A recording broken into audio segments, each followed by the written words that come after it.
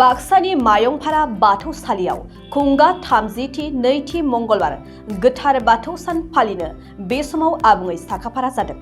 बाक्सा जिल्लानि सालबारि महकुमानि बेन्दोंआव थानाय माहारियारि मानास हाग्रामानि साखाथि मायंफारा गामिनि बाथौसालियाव खुंगा 30थि नैथि मंगलबार गोथार बाथौ सान फालिथायखौ मागो दाननि 8 आरो 9 खालारनि साननैनि हाबाफारिजों मेहेरगोनाङै खुंगोन।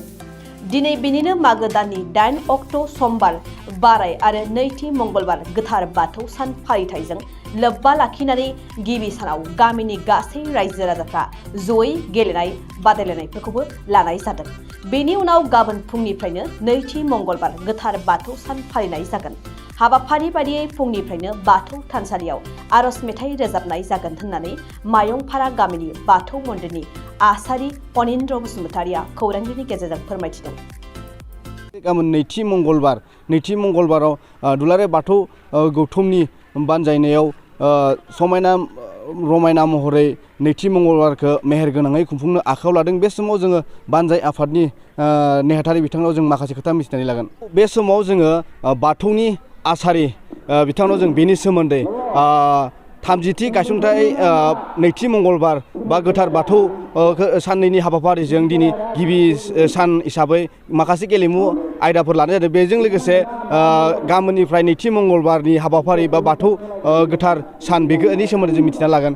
बे समाव नोंथाङा मा फोरमायो? दिनै सेथि सान हिसाबै गेलेमु आयदाफोर लानाय जादों। गिबियावनो आं बड'लेण्ड बुब्लिनिसिम गोबां साबायखर थाबाय। लोगोसे दिनै जोंहा जिहेतु गासै बिटिआरआवनो बर' माहारिया गोथार मंगलबार बाथौ सान नैथि मंगलबारखौ जिहेतु फालिनो लादों। बे जाबाय जोंहा गाबोन मागो दाननि 9 तारिख, इंराजि हिसाबै जोंहा 24 तारिख जाहैगोन। 24 आरो गतिके जों बे गोथार मंगलबार बाथौ सानखौ लानानैनो जों दिनै जोंनि मायंफारायाव सिगांनो नैबे दिनै बे गोथार आफा बाथौ बोराइखौ बावनायजों लोगोसेयैनो जों दिनै गेलेमु आयदा लादों।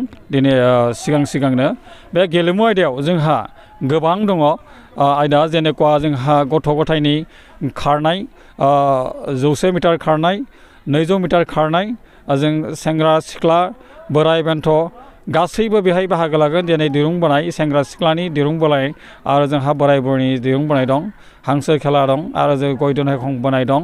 दा बेबायदि लोब्बा लाखिना जों दिनै गोबां प्रग्रामखौ लानानै गोसो गोथारै जों दिनै बे गेलेमु आयदानि गेजेरजों दिनैनि सानखौ फोजोबनो होननानै सानदों। बेनि उनावहायनो जों गाबोन जोंनि गोथार मंगलबार बाथौ सान फालिनाया जागोन। दा बेनिखायनो आं बेखौनो मोनसे बुंनोबो नागिरो, जोंनि गामियाव जों गासैबो बिदिनो बोसोरफ्रोमबो गाजा गोमजायै जों जोंनि बाथौ धोरोमखौ सिबियो। लोगोसे बयबो न'खरानो जोंनि बे गामिया बाथौआरि जाना दङ। जोंहा गुबुन धोरोमनि रावबो मानसि गैया। बेखायनो जों बाथौ धोरोमनि गेजेरजों जोंनि जिउखौ खुंलांनो थाखाय, गोजोनै दालांनो थाखाय जों बयखौबो हांख्रायो बयबो जेन बाथौ धोरोमखौ फालिनायाव हेफाजाब होयो बा निजिखौ दिन्थिनो थाखाय, निजिखौ रोंखा राखा खालामनो थाखाय गेलेमु आयदाजों लोगोसे खन्थाइ आवरायनायबो दं जोंहा। बे जागोन जोंहा गाबोन बेलासि समाव। बेखौबो आं बुंहरखाबाय। थिग बेबायदिनो जोंनि आयदाफ्रा सोलिबाय थागोन आरो जोबजासिम। दरबैसे गामिजों लोगो नांनानै नोंथांमोना खुंफुंनाय जायो बेखौ?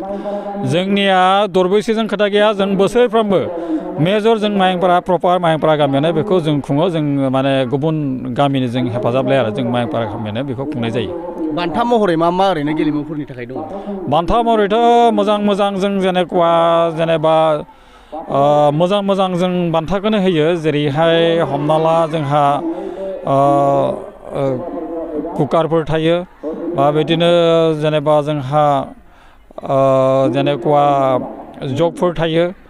बायदि रोखोमनि जों मोजां स्टिलनि मोजां जोंहा माने आगजु लानानै जोङो प्राइजफोरखौ राननाय जायो आरो थिग बिदि आरो। थांनाय बोसोराव माबायदि खुंफुंनाय जादोंमोन ओरैनो?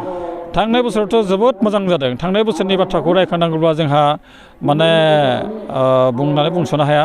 मानो होननानै बुङोब्ला जोंनि गामियाव जाफेरि मोनसे जाथाय जादों बे जोबोद मोजां जाथाय बे जोंहा बारांगाबारियाव जाय खृष्टान धोरोम लानानै जोंहा लुकास बर'आ दङमोन बिथाङा जोंनि बाथौ धोरोमखौ मोजां मोननानै जोंनि बे बाथौ थानसालियाव फैनानै खृष्टान धोरोमखौ नागारना जोंनि बाथौ धोरोमजों सरजाबनानै दिनै बिथाङा बाथौ धोरोमखौनो लानानै दङ मोजाङैनो गतिके बिथाङा एबारबो जोंनि बे बाथौ थानसालियाव फैनानै जोंखौ हेफाजाब होगोन ओंखायनो बहुत पजिटिभ जादों जोबोद प्लास पइन्ट जादों जोंनिया थिग बेबायदिनो जोंनि बाथौ धोरोमखौ मोजां मोनग्रा गोबां जोंनि एरियायाव दं आरो बिथांमोना गाबोन जोंनि बे जायगायाव नुजाफैगोन आरो बेनो ओरैनो दासिम बेसेबां बोसोर खुंफुंनाय जाखो नोंथांमोना बे बाथौखौ फैयै फैयै जोंहा दिनै 30थि जाफैबाय फैयै फैयै जोंनि बे बाथौ खुंनाया गाबोन 9 मागो दाननि 9 आरो इंराजिनि 24 अक्ट'आव जोंनिया बियो 30थि खुंजानाय जाबाय अलरेडि बेबायदिनो जों खुंबाय थागोन आरो जोंनि खुंनाया साबसिननिफ्राय हामसिन जागासिनो दं बेयाव सोरबाफोर आलासि महरै बाहागो लाफैगोन नामा आलासि बेबायदि फैनाय जाथ'ला आलासिखौ जों एबार हांख्रायथ'वाखै थेवब्लाबो गामि एरियानि एबा साइडनि किसुमान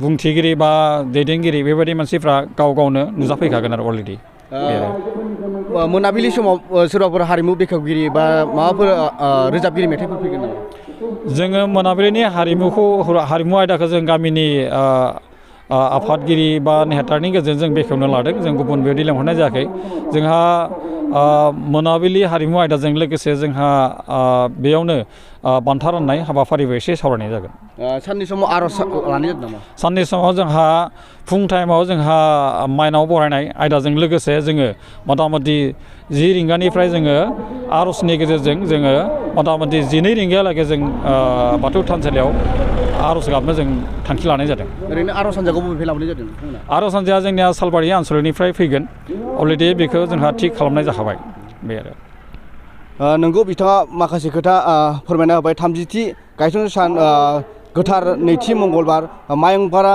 गामियाव बा मायंपारा बाथौ थानसालियाव सानसेनि हाबाफारिजों मेहेर गोनाङै गाजा गोमजायै दिनै सानसेनि हाबाफारियाव माखासे गेलेमु आयदाफोरबो लाफानाय जादों बे समाव दंफैयो आङो बरपेटा रडनिफ्राय अनजय बसुमतारिनि खौरां नोंथाङा सानाय सुनाय बेरामनि जेंनायाव गोग्लैदों नामा जुदि नोंथाङा सानाय सुनाय दंब्ला जिंगासिनांगौ गैया चिरां जिल्लानि बेंटल गेट साफागुरियाव दायो एसआइ निउर' थेरापि सेन्टार दंसै बे थेरापि सेन्टाराव नोंथाङा गोरलैयैनो देहानि सानाय सुनायखौ फाहामथाय लानो हागोन बे आथिं सानायानो जाग्रोदों ओमफ्राय जानाया एसे सिगांनिफ्रायनो जाखादों ओमफ्राय बिदिनो गुबुन गुबुन मुलि जाबाबायदों ओमफ्राय हामाखै दिनैनि ट्रिटमेन्टआ नङा आङो एसे मोजां मोनसिनबाय जेरै सिं सानाय आफादावरि सानाय मोदोम जरा सानाय आइजोफोरनि जेंना खर' सानाय बायदि बेरामखौ फाहामनाय जायो लोगोसेयैनो बे सेन्टाराव थानानै फाहामथाय लानो हानायनिबो सुबिदा खालामदों नोंथांमोनहा एएसआइ निउर' थेरापि सेन्टाराव फाहामथाय लानो गोसो दंब्ला नैबे मबाइल नम्बर 7620160459 नङाब्ला 9476977956 आव थोंजों सुलाद लानो हागोन